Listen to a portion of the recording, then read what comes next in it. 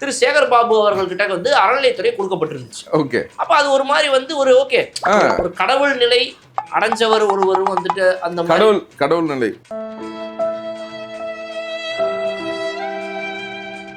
இறையருளுடைய அதிகபட்ச ஒரு இதை பண்ண இல்ல சார். அதோட இன்னொன்னு நம்ம ஆண்டவர் சொன்னார் பாத்தீங்களா, ராஜராஜ சோழனுக்கு மேல அதிகமா கும்பாபிஷேகம் வேற 10,000 ரூபாய் எடுத்து துபாய் போக முடியுமா?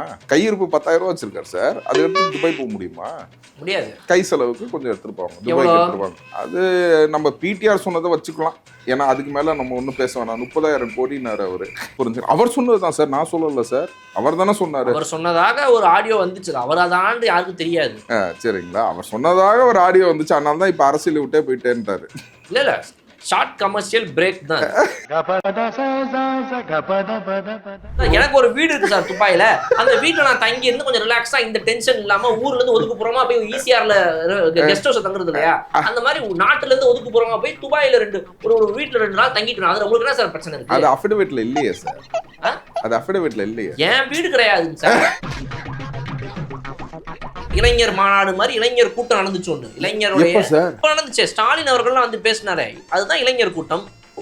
இளைஞர் கூட்டமா? ஆமா, இளைஞர் அணியோடைய ஒரு இது நடந்துச்சு. இளைஞர் அணியோடைய ஒரு இளைஞர் அணிக்கு என்ன சார் வரம்பு இருக்கு? இளைஞர் அணினா ஒரு 95 வயசுக்குள்ள இருக்கணும் குறிப்பா அதிகபட்சம். இப்போ உங்க இளைஞரணி செயலாளருக்கான கம்மி வயசுன்னு நினைக்கிறேன் சார், 52 தான் நினைக்கிறேன். ஆமா, ஓகேங்களா. இவ்வளவு இளமையா இருக்கிறோம், எப்படி கொண்டு வந்தீங்க இளைஞரணி செயலாளர்? ஓப்பனிங் பேட்ஸ்மேன் கொஞ்சம் அப்படி இருப்பாப்ல, இப்போ போக middle order lower middle order போகும்போது கொஞ்சம் ஒரு மாதிரி தட்ட ஆரம்பிச்சிடும்.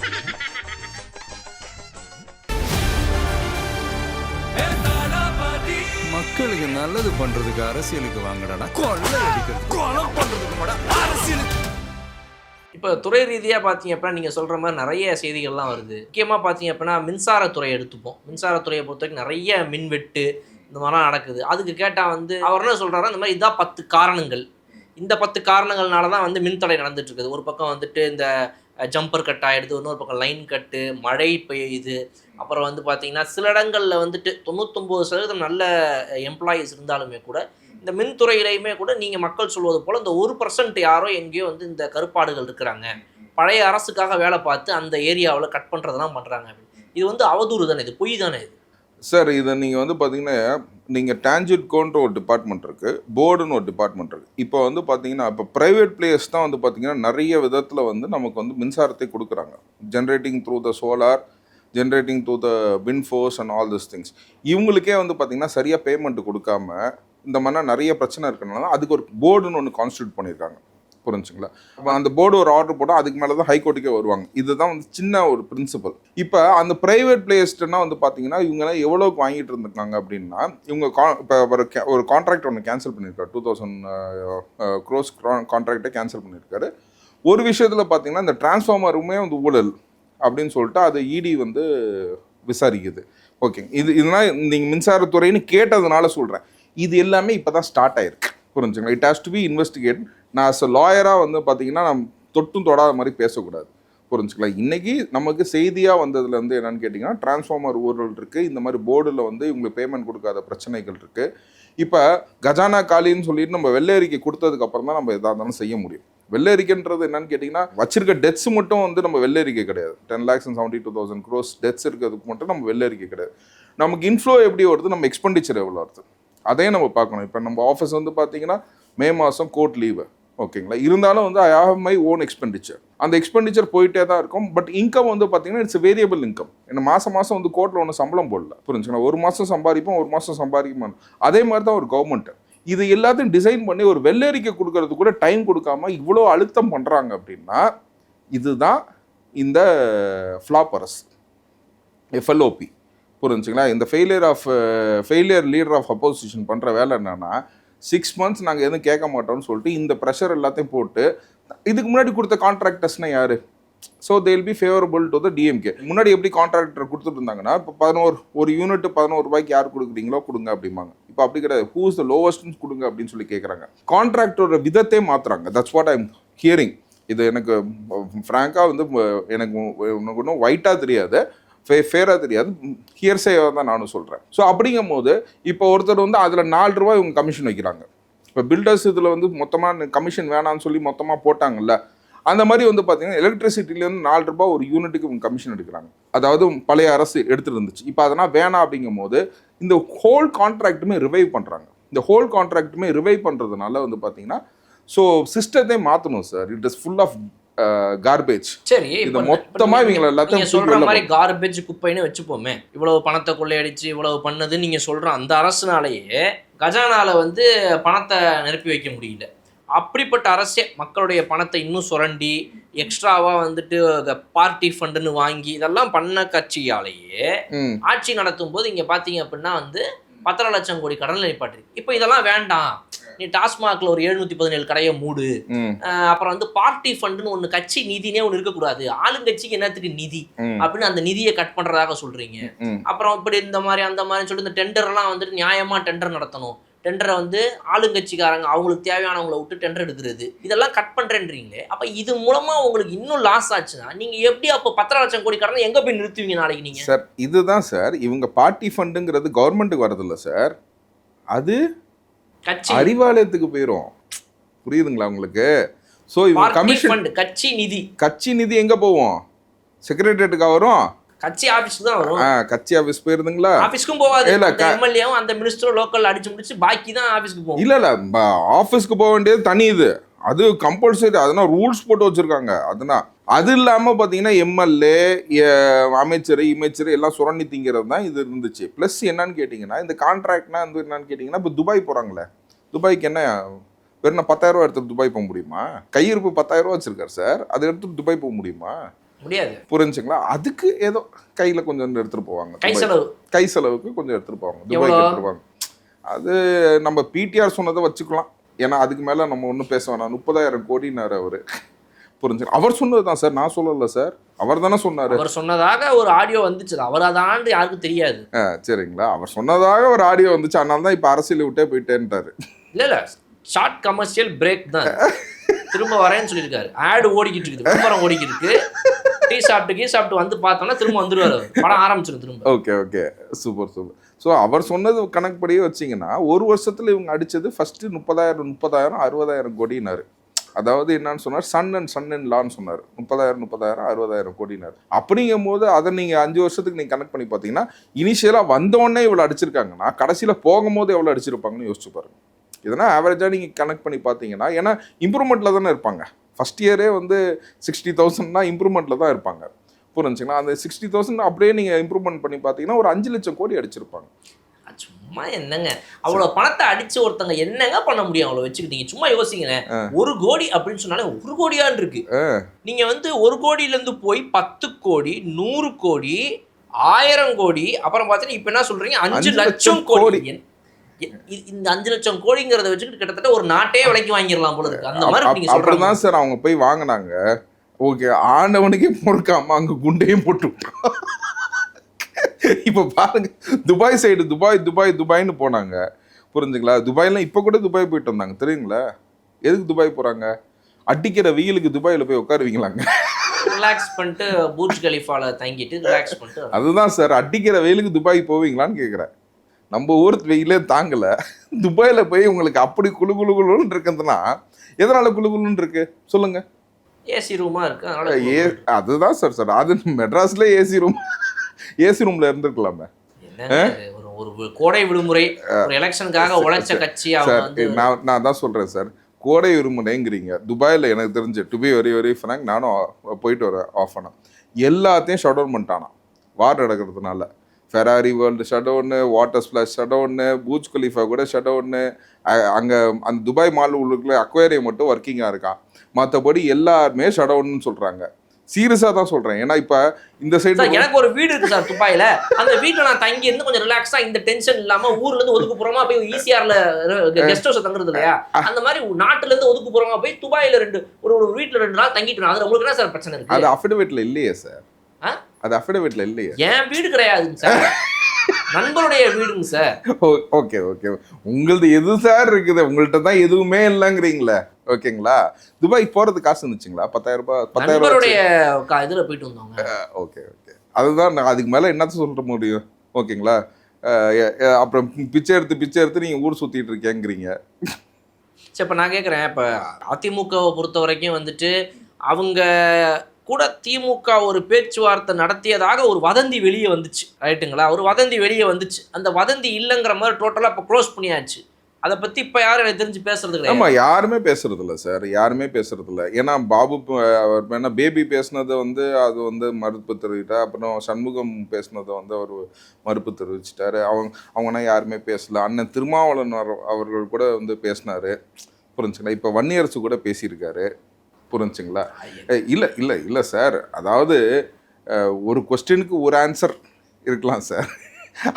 அந்த ஆன்சர் தான் கரெக்டுன்னு சொல்லி 10 பேர் டிக் அடிச்சிட்டாங்க சார். அதாவது உங்கள் கூட்டணியில் இருக்கிறவங்க தான், நீங்கள் தானே சொல்கிறீங்க உங்கள் கூட்டணின்னு, உங்கள் கூட்டணியில் இருக்கிறவங்க தான் எல்லாம் டிக் அடிச்சுது, புரிஞ்சுங்களா? இதில் தாவேகா சைட்லேருந்து வந்து நீங்கள் பேசுனீங்கன்னு யாருமே சொல்லலை சார், புரிஞ்சுங்களா? நான் சொன்னது எல்லாருமே வந்து பேபி அவர்கள் வந்து தாவேகா கிடையாதுல்ல, சண்முகம் தாவேகா கிடையாதுல்ல, அண்ணன் திருமாவளவன் தாவேகா கிடையாதுல்ல, இன்னைக்கு அமைச்சர் வன்னியரசு தாவேகா கிடையாதுல்ல. அப்புறம் அதுதான் சார் நானும் சொல்றேன். இவங்க என்ன சொன்னாங்க, தாவேகாலேருந்து யார் என்ன சொன்னாங்க கேளுங்க, யாருமே சொல்லல. நாங்க வந்து அதிமுகவோட பேச்சுவார்த்தை சார், திமுக வந்து ரொம்ப ஓப்பனா எதையுமே மக்களுக்காக பேசுற கட்சிங்க சார்.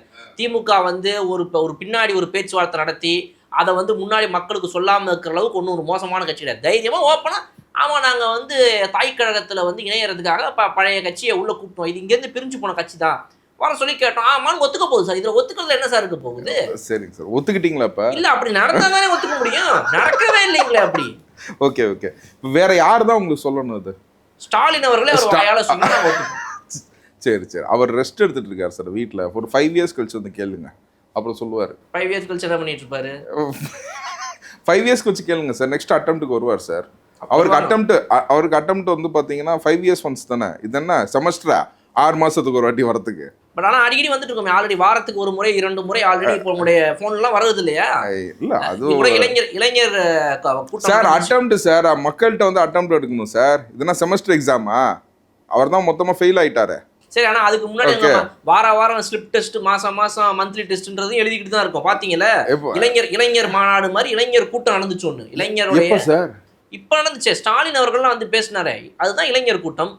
அது இளைஞர் கூட்டமா? ஆமா, இளைஞர் அணியோடைய ஒரு இது நடந்துச்சு. இளைஞர் அணியோடைய ஒரு இளைஞர் அணிக்கு என்ன சார் வரம்பு இருக்கு? இளைஞர் அணினா ஒரு 95 வயசுக்குள்ள இருக்கணும், குறிப்பா அதிகபட்சம். சூப்பர். குறைஞ்சபட்சம் ஒரு 55க்கு மேல இருக்கணும். இந்த தான் சார் நான் சொல்றேன், இதுதான் சார், இதுதான் இந்த பார்ட்டி தான் 55. இப்போ உங்க இளைஞரணி செயலாளருக்கான கம்மி வயசுன்னு நினைக்கிறேன் சார், 52 தான் நினைக்கிறேன். ஆமா, ஓகேங்களா? இவ்வளவு இளமையா இருக்கிறோம், எப்படி கொண்டு வந்தீங்க இளைஞரணி செயலாளர்? ஓப்பனிங் பேட்ஸ்மேன் கொஞ்சம் அப்படி இருப்பாப்ல, இப்போ போக middle order lower middle order போகும்போது கொஞ்சம் ஒரு மாதிரி தட்ட ஆரம்பிச்சிடும். ஓ ஓகே ஓகே. ஸோ இப்போ ஆவரேஜ் ஏஜ் குரூப் உங்கள் கட்சியில் எவ்வளோ? 50+. 50+ தான். 50+ங்களா? ஆவரேஜ்னா ஒரு 60 வயசு இருப்பாங்களா? இருப்பாங்க, இப்போ 60ல் இருப்பாங்க. இப்போ வந்து அது வரை சார் மொத்தமாக எத்தனை பேர் சார் 60ல் இருப்பாங்க? 60க்கு மேலே எல்லாருமே 60க்கு மேலே தான் இருப்பாங்க. ஒரு 30 பேருக்கு மேலே அமைச்சரவை இருந்துச்சு 2021 அமைச்சரவை. ஒரு 30 பேருக்கு மேலே 60க்கு மேலே தான். சூப்பர். இப்ப இந்த எல்லாம் மூத்த அமைச்சர்கள், நல்ல முத்தன 80க்கு மேல இருப்பாங்க. Oh okay okay okay, super sir, super sir. அதனால தான் வந்து மக்கள் வந்து ரெஸ்ட் எடுக்க சொல்லியிருக்காங்க சார் உங்களுக்கு. ஏன்னா 58 வயசுல ரிட்டையர்மெண்ட்டே போட்டுடுறாங்க, புரிஞ்சுங்களா? இங்க வந்து ஒரு படத்துல சொல்லுவாங்க, அங்க 40 வயசுல ராஜீவ் காந்தி வந்து பிரைம் மினிஸ்டர் ஆயிட்டாரு, நீங்க வந்து இன்னும் தட்டிக்கிட்டு உட்காந்துருக்கப்பா அப்படின்னு தனுஷ். அந்த மாதிரி வந்து பார்த்தீங்கன்னா அவங்களுக்கு ரெஸ்ட் எடுக்கிறதுக்காக மக்கள் வந்து டைம் கொடுத்துருக்காங்க. ஸோ அவங்க வந்து ரெஸ்ட் எடுக்கிறாங்க. இளம் மினிஸ்டர்ஸ்னால் இறங்குறாங்க, புரிஞ்சுங்களா? ராப்பகலாக உழைக்கிறாங்க, புரிஞ்சுங்களா? எல்லா இடத்துலையும் ஒரு டிஃப்ரென்ஸ் இருக்குது. எல்லா டிபார்ட்மெண்ட்டுமே அலருது. Natural resources and minerals and mines டிபார்ட்மெண்ட்டை நீங்கள் எடுத்தீங்கன்னா இருக்கிறதுல ரொம்ப டஃப்பான துறையை தூக்கி கொடுத்துட்டாங்க. இல்லை, அவருக்கு எடுத்து கொடுத்துட்டாங்க. சீரியஸாக நான் சொன்னேன், as a lawyer I feel that is. ஏன்னா பாம்பு வெடிச்சிச்சுன்னு சொல்லுவாங்க, மேலேருந்து கல் தனையாக விழுந்துச்சுன்னு சொல்லுவாங்க. ஏன்னா இதெல்லாம் நான் ஃபீல் பண்ணியிருக்கேன். நான் வந்து ஒரு சின்ன ஒரு கேஸ் நடத்தினதுலேயே வந்து பார்த்தீங்கன்னா இந்த மினரல்ஸ் அவங்கன்னா வந்து பெரிய டெரர் மாதிரி தான் வந்து நம்மள்ட்ட ஃபோர்ஸே பண்ணுவாங்க. It doesn't want to name that person. I was not harmed finally, but I was threatened. ஓகேங்களா? அந்த மாதிரி ஒரு இதில் அதான் சொல்லுவாங்க, நோட்டீஸ் ஓட்ட போனோம்னா மேலேருந்து கல் விழுந்துச்சுன்னா தெரியாது சார்பாங்க. அது ஒரு டிஃப்ரெண்டான டிபார்ட்மெண்ட் சார். நீங்கள் நினைக்கிற மாதிரினா கிடையாது. அங்கே இப்போ நீங்கள் இங்கேருந்து வந்து கோர்ட் நோட்டீஸை ஒட்டுறதுக்கு போகிறீங்க. கோர்ட் நோட்டீஸை ஒட்டுறதுக்கு போகிறோம். பேங்க்கில் கடன் வாங்கி நீங்கள் வந்து கடன் வாங்கியிருக்கீங்க, கனிம வளத்துறையில் இந்த மாதிரி இவ்வளோ வளங்களை வந்து இது பண்ணி. இல்லை, வளங்கள்லாம் கிடையாது. பேங்க்கில் பணம் கட்டல. நீங்கள் என்ன, நான் வேணா பேங்க் லாயர்ன்றனால பேங்க்கில் பணம் கட்டல, நோட்டீஸ் ஓட்ட போகிறோம். மேலேருந்து கல் விழுந்துச்சுன்னா எனக்கு தெரியாது சார்மா. நோட்டு சுட்டு போன அட்வொகேட். ஆமா, புரிஞ்சுங்களா? அந்த மாதிரி மிரட்டுற ஒரு டிபார்ட்மெண்ட். நான் சொல்கிறேன், ஐஎம் கோர்ட் ஆஃபீஸர், அட்வொகேட் கமிஷனராக அப்பாயின்ட் பண்ணி நாங்கள் போய் அதை பண்ண போகும்போது அவ்வளோ பிரச்சனை உள்ள ஒரு டிபார்ட்மெண்ட், புரிஞ்சுங்களா? இவர் என்னன்னா, எப்போ இவர் போகிறாருன்னு கேட்டிங்கன்னா 1 மணிலேருந்து 3 மணி வரைக்கும் ரைட் அடிச்சிட்டு இருக்காரு. அங்கே இருக்கிற ஒரு ஜாயின்ட் டைரக்டரை வந்து ஜியாலஜி டிபார்ட்மெண்ட்டில் இருக்க ஜாயின்ட் டைரக்டரை வந்து சஸ்பெண்ட் பண்ணியிருக்காரு, புரிஞ்சுங்களா? இந்த மாதிரி வந்து ரெகுலேட்டரியாக இருக்கணும். ஏன்னா எவ்வளோ 100 அடி தோண்ட வேண்டிய இடத்துல வந்து 3000 அடி தோண்டிட்டாங்க, 1500 அடி தோண்டிட்டாங்க, இந்த கனிம வளத்தெல்லாம் எடுத்துட்டாங்க அப்படின்னு சொல்லிட்டு அதிரடியாக ஒர்க் பண்ணிட்டு இருக்காரு. ஹி ஹேஸ் டு பி, நான் உண்மையிலே சொல்ல போனால் வந்து extra force has to be given to him. Safety is concerned. ஏன்னா நான் வந்து இதை ஃபீல் பண்ணியிருக்கேன் பர்சனலாக. நான் உங்கள்கிட்ட சொல்கிறேன் இது. ஓகே, ஜஸ்ட் ஒரு நோட்டீஸ் விட்ட போனதுக்கே நமக்குன்னா அவ்வளோ பிரச்சனை இருந்திருக்கு. நமக்கு தேவையில்லடா, நம்ம we are all civil lawyers. ஏன்னா அப்போ நான் வந்து ரொம்ப டாக்கிங் அபவுட் பிகினிங் ஸ்டேஜில் போகும்போது, இந்த மாதிரி போகும்போது I doesn't want to take a risk அப்படின்னு சொல்லிட்டு அவ்வளோதான் நோட்டீஸ் ஓட்டிட்டு நாங்கள் பாட்டுக்கு வந்துட்டோம், இதோட போதும் அப்படின்ற மாதிரி. ஸோ இது அவருக்கு வந்து எக்ஸ்ட்ரா பாதுகாப்பு கூட வேணும் அப்படிங்கிறத உங்கள் சேனல் வழியாக நான் பதிவு செஞ்சுக்கிறேன். ஏன்னா this is very very dangerous, very very dangerous industry இன் தமிழ்நாடு அப்படின்னா இதுதான், மைனிங் தான். ஸோ அதை மீறி வந்து ஒரு பார்த்தீங்கன்னா 1 மணிக்கு 3 மணிக்குன்னா போகிறாரு. ஸோ கன்சர்ன்டாக நான் சொல்கிறேன், நான் வந்து he should take extra force with him. He should be very very cautious. ஆக்சிடெண்ட்டாக காட்டிடுவான் சார், நல்லா யோசிச்சு பாருங்கள். அப்போ வச்சது வெடிகுண்டு இப்போ வெடிச்சிருச்சு சார், நான் என்ன சார் பண்ணுறதுன்னா நான் என்ன பண்ண முடியும்? நம்ம 4-5 கல்லு வந்து உருண்டு விழுந்துச்சுன்னா என்ன பண்ண முடியும் நம்ம? So all this R possible in this department and he is doing a wonderful work. ஓகேங்களா? I appreciate him and I caution him also. Be very very safety, ரொம்ப சேஃப்டியாக இருங்க. எக்ஸ்ட்ரா லைட்ஸு எல்லாமே போடுங்க. நாங்கள் ஒரு நோட்டீஸ் விட்டுறதுக்கே நாங்கள் அவ்வளோ பண்ணியிருக்கோம், புரிஞ்சுங்களா? So we are concerned about our life, sir. Okay, சும்மா சினிமா படம் மாதிரி ஏதாவது விட்டு போட்டு இருப்பீங்க நீங்கள், அப்படியே ஓவரா அவ்வளோ அப்படி சும்மா இருங்க சார். சாதாரணமா வேற யாராவது ஒருத்தவனோட பரவாயில்லைங்க சார். இந்த டெண்டர்லாம் யாருக்கு கொடுக்கப்படுது? கனிம வளத்துறையில இந்த கனிம வளத்தை வந்து எடுத்து நீங்க 100 அடிக்கு சொன்னீங்கன்னா 1000 அடிக்கு வெட்டுறாங்கன்னா 900 அடியை சுரண்டுறாங்கன்னா, ஓகேங்களா, அது அவனுக்கு ஃப்ரீயா கிடைக்குது. 900 அடி ஃப்ரீயா கிடைக்குது அப்படின்னா அவன் எப்படி இருப்பான்னு யோசிக்கிறேன். நீங்க அதுக்குள்ள அவசரப்பட்டு அங்க இங்கேயோ போறீங்க. நான் அதை பத்தி சொல்லவே இல்லை சார். ஓப்பன் உடனே உடைச்சிருக்கீங்க தான் உங்ககிட்ட இருக்கிற பெரிய பிரச்சனையே. நான் சொல்ல வர்றது என்னன்னா, இப்போ யாருக்கிட்ட அதெல்லாம் கொடுக்கப்படுது? ஒரு திமுகவுடைய, இதுக்கு முன்னாடி சொல்கிறேன், திமுகவுடைய கட்சிக்கு வேண்டப்பட்ட கட்சியிலே இருக்கிற இந்த பதவியில் அந்த பதவியில் மாவட்டத்தில் அங்கே இங்கேன்னு இருக்கிறவங்க அக்கா பையன், அண்ணன் பையன், சித்தப்பா பையன் அப்படின்னு சொல்லி ஆனால் ஒருத்தங்க தான் எப்படியோ கொடுக்கப்பட்டுருந்துச்சு முன்னாடி. அப்போ அவங்களாம் ரொம்ப டீசெண்டான ஒரு ஃப்ளோஸ், அவங்களாம் ரொம்ப அழகாக பார்த்துப்பாங்க அதை. ஓகே, நம்ம வந்து எஜுகேட்டட் பாய்ஸ், நம்ம வந்து எதையுமே வந்து ரொம்ப எதையுமே நார்மலாக தான் அணுகணும் அப்படின்னு சொல்லி இயங்கிக்கிட்டு இருந்த ஒரு டெண்டர்கள் அதெல்லாம். அந்த டெண்டருக்கு உள்ள வரும்போதே பார்த்தீங்க அப்படின்னா வந்து ஓகே எவ்வளோப்பா அந்த டெண்டர் வந்து ஸ்டார்டிங் விலை இவ்வளவு தான், ரைட், ஓகே எவ்வளோ பேர் இருந்தீங்க இந்த படத்தெல்லாம் பார்க்குற மாதிரி நான் கூட ஒரு 100 பேர். திருச்சி தானே? ஆமாம்மா, நீங்க திருச்சி தானே? அங்க குவாரிக்கு போனி அந்த எம்எல்ஏ கேமராவை எடுத்து அடிச்சாராம. ஏங்க நீங்க திருச்சி தானங்க? ஓகேங்களா, நீங்களும் வந்து ஊடகவியலாளர் தானங்க? ஓகேங்களா, ஒரு சக ஊடகவியலாளர் தூக்கி ஒருத்தர் அங்க அடிச்சாராமே, அவரை பத்தி உங்களுக்கு இன்ஃபர்மேஷன் தெரிஞ்சிருக்குமே. அப்படிலாம் ஒண்ணுமே நடக்கவே இல்லை. அது சொந்த ஊருன்றதுனால இன்னும் பிரச்சனை ஜாஸ்தியா வரும். சரி, அவரை வந்து எடுத்து அடிச்சது வீடியோனா வந்துச்சாங்க. திமுகவினர் வந்து அது வீடியோனா வந்துச்சு. வீடியோ பாத்தீங்களா? ஏஐல தான் பண்ணிட்டு இருப்பீங்க. ஏஐல தான் பண்ணிட்டோம். Okay okay. திமுகவினர்லாம் வந்து ஒவ்வொரு தொகுதியிலும் நீங்க பாத்தீங்க அப்படின்னா உற்றார் உறவினர்கள் மாதிரி தான் வந்து அங்க இருக்கிற தொகுதி மக்கள்கிட்ட நடந்துக்கிறதே. ஓ, சூப்பர் சூப்பர் சூப்பர். அதனால மாமா மச்சாங்குள்ள லைட்டா தட்டுறது என்ன பெரிய விஷயம்?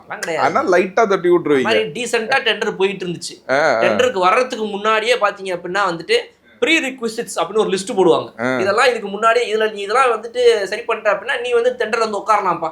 சரி, ரைட், என்ன போட்டிருப்பாங்க? ஆதார் கார்டு, பேன் கார்டு 4 கேட்பாங்க போல இருக்குது.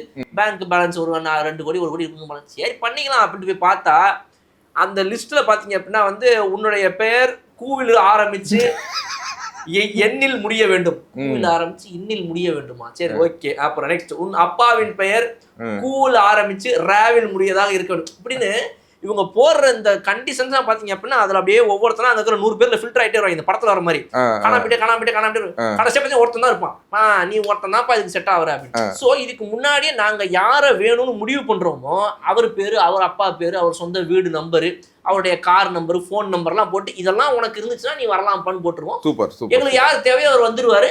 இந்தாப்பா பிடிச்சுவாங்க. நாங்க வந்து கண்டிஷன்ஸ் தான் போட்டோம். அந்த கண்டிஷன்ஸ் இந்த ஒரு ஒருத்தர் மட்டும் தான் செட் ஆனாரு. இவருக்கு டெண்டரை கொடுத்துட்டோம், முடிச்சுட்டு இருந்தோம் ரிலாக்ஸ்டா அப்படின்னு சொல்லி அது கீழே எடுக்கிற 9,000-9,000 அடியும் நீங்க எடுத்துக்கிறது இந்த மாதிரி டீசென்ட்டா போய்கிட்டு இருந்துங்க சார் பாலிடிக்ஸ்.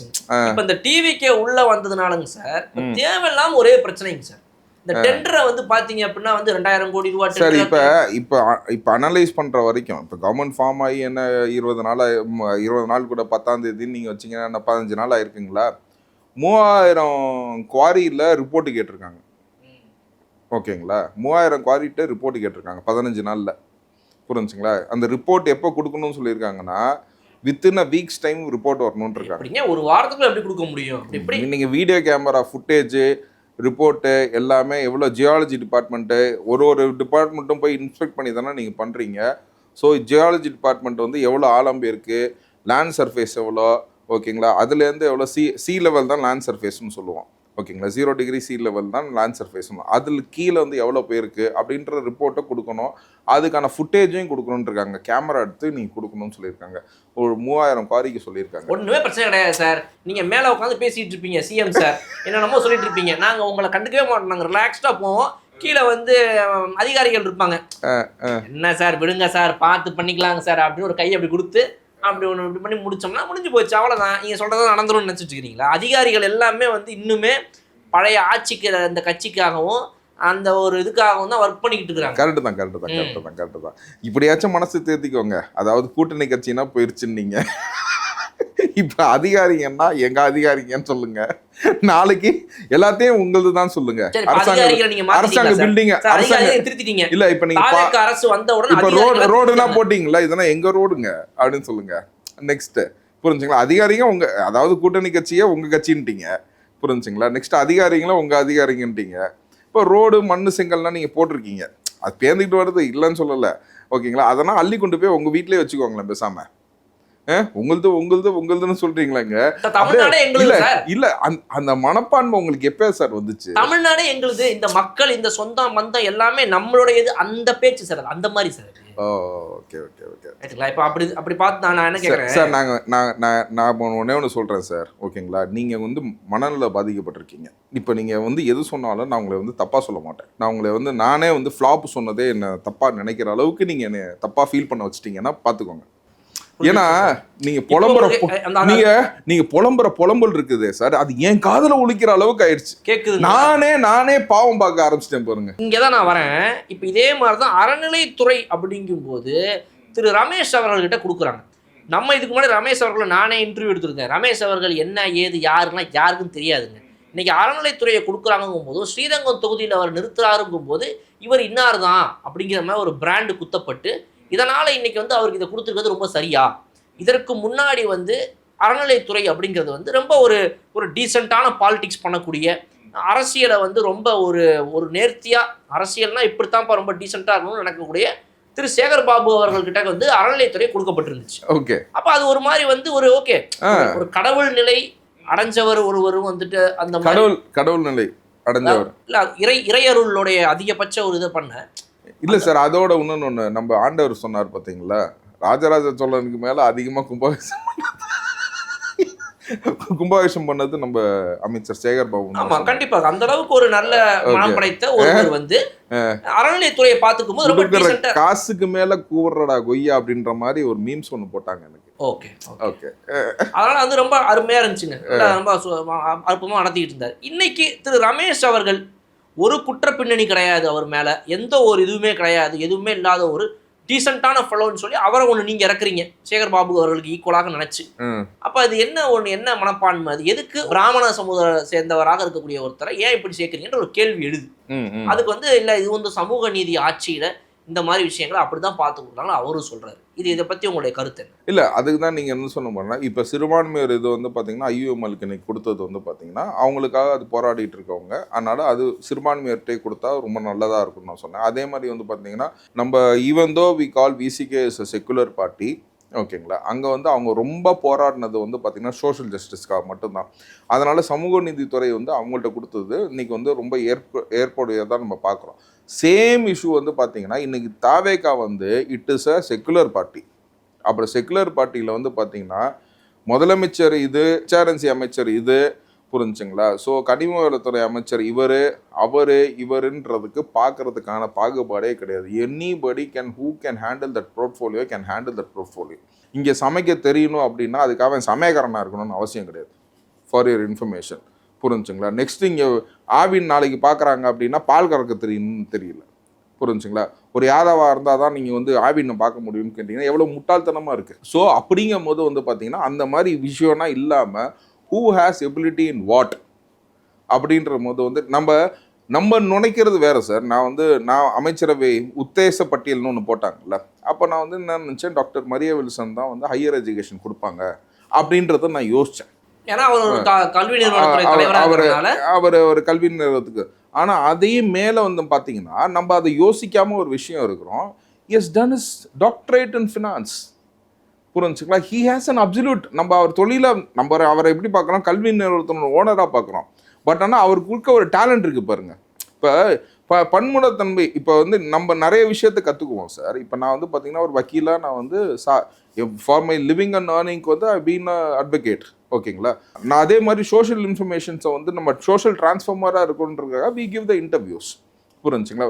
இதே வந்து பார்த்தீங்கன்னா சின்ன குழந்தைங்களுக்கும் பார்த்தீங்கன்னா கெரியர் கவுன்சிலராக இருப்பேன். அது நான் career councillor, I to the certification in Boston university, ஓகேங்களா. இந்த பாஸ்டன் யூனிவர்சிட்டி தான் இன்றைக்கி வந்து ரொம்ப ஃபேமஸ் ஆனது.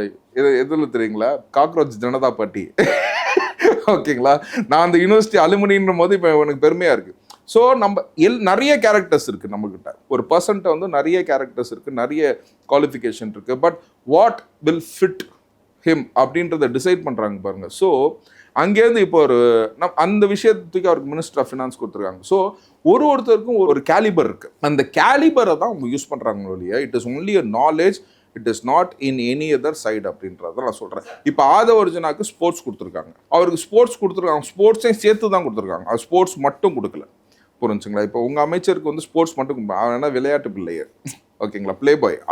அது அவங்க கொடுக்குற மினிஸ்ட்ரி வந்து அப்படி இருக்கும், புரிஞ்சுங்களா. இங்கே இவருக்கு ஏன் ஸ்போர்ட்ஸ் கொடுத்துருக்காங்க அப்படின்னு கேட்டிங்கன்னா he is a panel member of Olympic committee, ஓகேங்களா. இதுக்கு முன்னாடி ஆட்சிக்கு முன்னாடியே வந்து ஃபர்ஸ்ட் ஆஃப் ஆல் வந்து பார்த்தீங்கன்னா பேஸ்கெட்பால் அசோசியேஷனை வந்து இங்கே கொண்டு வந்து தமிழ்நாட்டில் ஏஷியன் கேம்ஸை நடத்தின first person Aadhav Arjuna sir, புரிஞ்சுங்களா. I am really proud. Okay, ஏன்னா we are on the same batch. Studied in SAI, அவர் ஸ்போர்ட்ஸ் அத்தாரிட்டி ஆஃப் இந்தியாவில் இதில் தான் படித்தார், MCC காலேஜில் படித்தார். அந்த சேம் டைமில் தான் நான் வந்து சென்ட் ஜோசஃபில் இருந்தோம். ஸோ அந்த மாதிரி வந்து பார்த்திங்கன்னா we know about the importance of sports. அந்த ஸ்போர்ட்ஸ் வந்து இன்னொருத்தருக்கு கிடைக்கணுன்றத அந்த ஒரு ஆற்றல் இருக்குது பாருங்கள், ஓகேங்களா. இந்த எல்லா பசங்களுக்கும் அந்த ஸ்போர்ட்ஸ் கிடைக்கணும்னு சொல்லி நம்ம கொண்டு வர இருப்பாங்க. ஸோ அதை வந்து அவர் ஸ்போர்ட்ஸையும் சேர்த்து ஹேண்டில் பண்ணுறாரு. So the calibre of the person has been measured. Please don't bring your religion and caste into all this things. இது வந்து ரொம்ப வந்து ஒரு கேவலமான ஒரு செயல். நான் மாற்று கருத்துடையவன்றதை ஒத்துக்கிறேன். இல்லை நீங்கள் உங்களுக்கு பெரிய மாற்று கருத்து இருக்குது, புரிஞ்சுங்களா. சரி, உங்களை மாதிரி ஆளுங்களுக்கு தான் வந்து பார்த்தீங்கன்னா நெக்ஸ்ட் இப்போ சிங்கப்பெண் வேற இன்ட்ரடியூஸ் பண்ணியிருக்காங்க. 27ஆம் தேதின்ற மாதிரி செய்தி வந்துட்டு இருக்கு. அது வந்து ஆக்சுவலாக வந்து பார்த்தீங்கன்னா சேலம் மற்றும் திருநெல்வேலியில் ஏற்கனவே லான்ச் பண்ணி ஒரு IG போட்டு அவங்க ஏற்கனவே வந்து ஒர்க் அவுட் பண்ணிட்டு இருக்காங்க, புரிஞ்சுங்களா. ஒரு சின்ன சிட்டியில் ஆமாம் அது பண்ணிட்டு இருக்காங்க. ஒரு 36 மெம்பர் டீமை போட்டு அது ஏற்கனவே ஆப்ரேட் பண்ணி ஒரு சின்ன சிட்டியில் ஆப்ரேட் பண்ணி பார்த்தா how to establish in the big city அப்படின்றதுல வந்து பார்த்தீங்கன்னா சேலம் மற்றும் திருநெல்வேலியில் ஆப்ரேட் பண்ணி அதை இது பண்ணியிருக்காங்க. ப்ராப்ளி இந்த வீக் வந்து இட் வில் கெட் லான்ச்டு, ஓகேங்களா. இதில் நான் வந்து என்ன சொல்கிறேன்னு கேட்டிங்கன்னா, இப்போ நான் திரும்பவும் நான் வந்து மக்களுக்கு என்ன சொல்ல விரும்புகிறேன் அப்படின்னு கேட்டிங்கன்னா, முன்னாடி கொடுத்த இன்டர்வியூவில் கூட நான் இதை பதிவு பண்ணியிருக்கேன். நாளைக்கு முதல்வர் விஜய் வந்து பதவியேற்ற பிறகு நம்ம போலீஸ் ஸ்டேஷன் க்ளோஸ் பண்ண போகிறதுல, கோர்ட்டை க்ளோஸ் பண்ணிட போகிறதுல, எதையுமே நம்ம க்ளோஸ் பண்ணிட போகிறதில்ல. எல்லாமே வந்து பார்த்திங்கன்னா எல்லா விதத்துலையுமே வந்து பார்த்திங்கன்னா தப்புகள் வந்து நடக்க தான் செய்யும், ஓகேங்களா. இதை நான் ஒரு வழக்கறிஞராக நான் அதை பதிவு செய்கிறேன். புரிஞ்சுங்களா? எல்லா இடத்துலையும் தப்புகள் நடக்க தான் செய்யும். ஆனால் என்ன மாற்றம் வந்து முதல்வர் விஜய் ஆட்சியில் இருக்குன்றதை நான் எதிர்பார்க்குறேன் அப்படின்னு கேட்டிங்கன்னா, யார் அந்த சாருன்னு இன்ன வரைக்கும் கொஸ்டின் மார்க் போட்டுட்டு அலையிறோம் பார்த்தீங்களா? அந்த மாதிரி வந்து பார்த்தீங்கன்னா அதிகார துஷ்பிரயோகம் நடக்காது. ஓகேங்களா? யார் தவறு செய்திருந்தாலும் சரி, அது தாவேகாரங்களே தவறு செய்திருந்தாலும் சரி, ஓகேங்களா, சாமானியாக இருந்தாலும் சரி, எல்லாத்துக்கும் நியாயம் கிடக்கும் அரசாக இது வந்து நடக்கும் அப்படின்னு தான் நான் சொல்கிறேன். இதுக்கு பொதுமக்களும் வந்து பார்த்திங்கன்னா வந்து நமக்கு கூடவே வந்து உறுதுணையாக இருக்கணும். சில இடத்துல வந்து ஒரு தப்பு நடக்குதுன்னா இன்ஃபார்ம் பண்ணணும். போலீஸை கண்டு நீங்கள் பயப்படாதீங்க, பழைய மாதிரி கிடையாது, everybody will be very friendly with you. புரிஞ்சுக்கலாம். நம்ம எதுக்கிட்டா நமக்கு பிரச்சனை அப்படின்னு நினைக்கக்கூடாது. ஸோ அந்த மாதிரி ஒரு விஷயத்தனா வந்து நம்ம வந்து முன்னெடுத்தணும். ஓகேங்களா? இப்போ இன்னும் வந்து பார்த்திங்கன்னா டைரக்டர் ஆஃப் ப்ராசிக்யூஷன் ஒன்றும் அப்பாயின்ட் பண்ணலை. புரிஞ்சு அந்த மாதிரி அப்பாயின்ட் பண்ணாங்கன்னா ஃப்ரெண்ட்லி மோடு போலீஸ் சிஸ்டத்தை வந்து நம்ம சீக்கிரமாக கொண்டு வரணும். ஓகேங்களா? ஏன்னா மக்களோட மனமாற்றமும் நமக்கு தேவை. புரிஞ்சுக்கலாம். இன்னுமே வந்து போலீஸை கண்டு பயந்துக்கிட்டே இருக்கிறாங்க மக்கள். அந்த ஃப்ரெண்ட்லி மோடை நம்ம மாற்றுறதுக்கு ஃப்ரெண்ட்ஸ் ஆஃப் போலீஸ் மட்டும் இல்லாமல், புரிஞ்சுங்களா, டிவிஏசியில் வந்து ஒரு இடத்துல லஞ்சம் வாங்கும் போது இன்றைக்கி மொபைல் எடுத்துகிட்டு போய் நிற்கிறாங்க. புரிஞ்சுக்கலாம். இந்த மாற்றம் வந்து மக்கள்கிட்ட வந்திருக்கு. ஓகேங்களா? இப்போ அந்நியன் படம் வந்து மக்களை நீங்கள் மாற சொன்னீங்கன்னா என்றைக்குமே மாற மாட்டாங்க, கடுப்பாயிருவாங்க. ஆனால் இப்போ நீ துட்டு கொடுக்க வேணாம் அப்படின்னு மக்கள்கிட்ட சொல்லும் போது அவங்க சந்தோஷப்படுறாங்க. ஸோ இந்த மாதிரி விஷயத்தினா வந்து பார்த்திங்கன்னா மக்கள் சேர்ந்து இது செயல்படணும் அப்படின்றது உங்கள் சேனல் வழியாக நான் மக்கள்கிட்ட பணிவொடுங்கன்னு கேட்டுக்கொள்கிறேன். ஸோ மொத்தத்தில் முதல்வன் படத்தில் அன்றைக்கி நடிக்க முடியாமல் போனதை இன்றைக்கி முதல்வன் படத்தில் நடந்த சீன்லாம் ரியாலிட்டி நடத்தி காட்டிட்டு இருக்கிறீங்க. அவ்வளோ சஸ்பென்ஷன் ஆர்டர்ஸு, துறை ரீதியாக ஒவ்வொருத்தவங்க மீது நடவடிக்கை, சரியாக லஞ்சம் வாங்கினாங்க அப்படின்னா மக்களே இப்போ வீடியோ எடுத்து போட ஆரம்பிச்சிட்டாங்க. ஆமாம். ஸோ கிட்டத்தட்ட வந்து விஜய் அவர்கள் வந்துட்டு அரசியல் சினிமா மாதிரி தான் நடத்துறாருன்னு சொன்னவங்களுக்கு ஆமாம்மா சினிமா மாதிரி தான், அந்த சினிமா பேர் தான். இது ஒன்றுமே இல்லை சார், ஒரு டிஃப்ரென்ஸ் ஒன்றுமே இல்லை. நம்ம வந்து ட்ரீம் கம்ஸ் ட்ரூ அப்படிம்பாங்க. நம்ம யோசிக்கிறது தான் வந்து நம்ம வந்து மேனிஃபெஸ்டேஷன் பண்ணிருக்கோம், இல்லை நம்ம வந்து நடக்கணும் அப்படின்னு சொல்லுவோம்.